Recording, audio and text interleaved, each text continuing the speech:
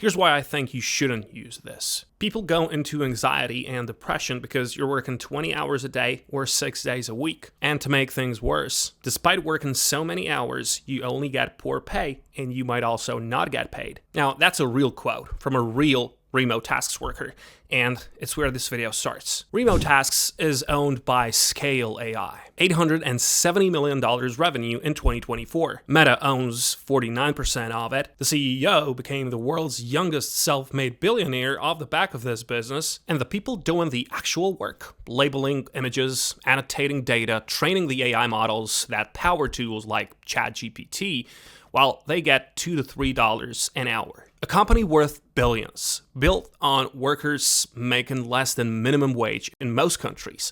Well, that's not an accident, that's the model. And the way they keep labor costs down is through a structure that puts all the risks on the worker. No hourly rate guarantee, no employment contract, no protection, just tasks that appear when they appear and disappear just as fast. Now, before you earn a single cent on Remotasks, you have to complete training courses called boot camps. They tell you that you can learn easily, but they're completely unpaid. Some take hours, some take days. You grind through them, you pass the assessments, you feel ready, and then you just log in and then you find nothing. Empty queue, no tasks available. And this is so common on the Remotasks community that users have their own name for it. It's EQ or empty queue. One Trustpilot reviewer described passing every training module, waiting weeks and then getting offboarded without explanation. Another wrote, I passed everything, and after doing tons of training, I got nothing. The rating on Trustpilot alone, you don't even have to comment on it. And here's a part that doesn't get said enough. Even if tasks do appear after training, they're not guaranteed to keep appearing. You can have a full week of work, you can earn okay money, and then log in Monday morning to a completely empty dashboard. No notification, no reason, just nothing.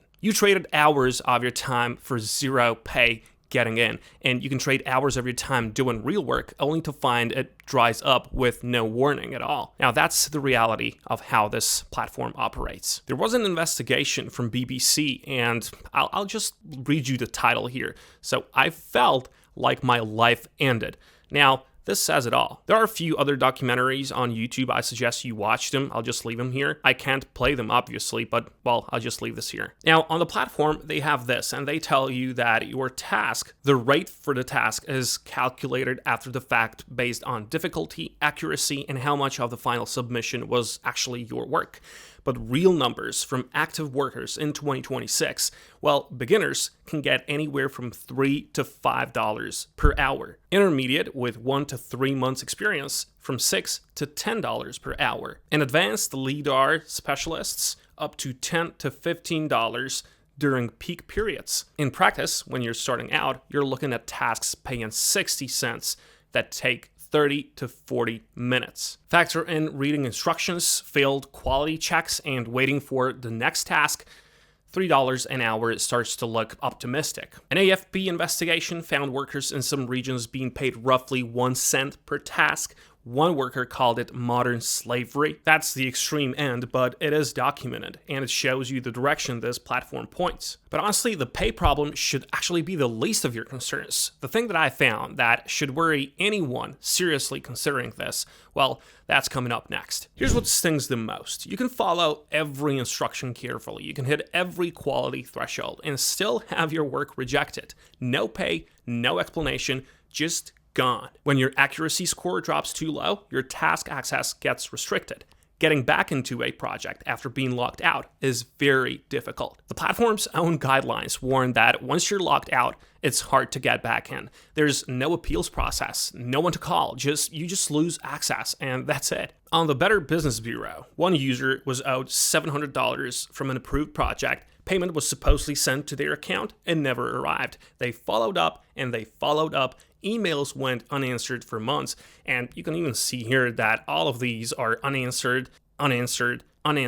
So yeah, that's a big problem. And Scale's AI support eventually said the funds were frozen due to a security review, and that was in May 2024, the last update they received. Support response times run 5 to 10 business days, and if something goes wrong, and based on the volume of complaints something often does, you're waiting with no guarantee of resolution. You're just on your own. Now, this is a part that should concern anyone seriously considering Remotasks. In March 2024, Remotasks shut down its entire operation in Kenya overnight. Thousands of workers, many depending on the platform as their main income, found out when they tried to log in and couldn't.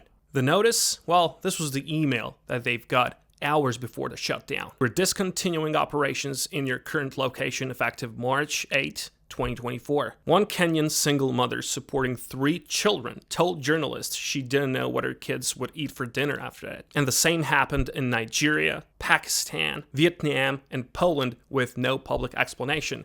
And this thing that you're seeing on the screen right now, well, in my opinion, that's just horrific. Scale AI blamed an administrative error for the lack of notice, but a Washington Post investigation found allegations of unjust compensation and failure to pay workers in the Philippines too. Your income on Remotasks can vanish with one email.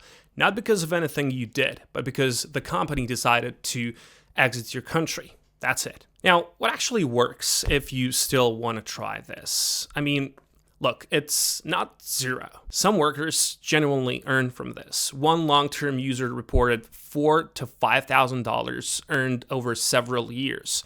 Payments go out automatically every Tuesday via PayPal, Wise, AirTM. There are bonuses for hitting accuracy milestones that can add like 10 to 30% to weekly earnings. Workers in supported regions like India and Philippines who consistently hit quality metrics do report reaching $6 to $9 an hour over time. But all of this, it's not consistent. They maybe cherry pick all those and they just put them online. The majority of my research proves otherwise, but if you want to try it, here's what actually matters. Read every bootcamp guideline fully. Do not rush through it. Edge cases are covered in there, and missing them tanks your accuracy score.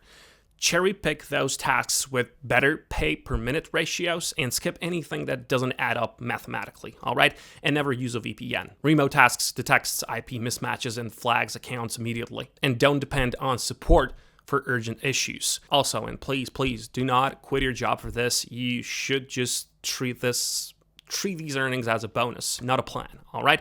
Task availability is completely unpredictable week to week. And most importantly, understand the risk before you invest real time into it. The platform can pull the rug without warning. They did it before. They can't do it again. It's not speculation, it's documented history, as you've seen here. You can do your own research as well, and that's what I invite you to do. So yeah, I can't say that Remotasks is not legitimate. It is legitimate. It pays. Some people have made real money from it, but it is a platform owned by a billion-dollar company that pays workers poverty wages. It rejects work without clear explanation and has shut down entire countries' workforces with a few hours notice. If you have spare time and low expectations, maybe. If you're looking for something to build a real income on, just look elsewhere. If you have any other platform in mind that you want to try, just write me down in the comments and I'll make a video like this one as well. I'd happily do it.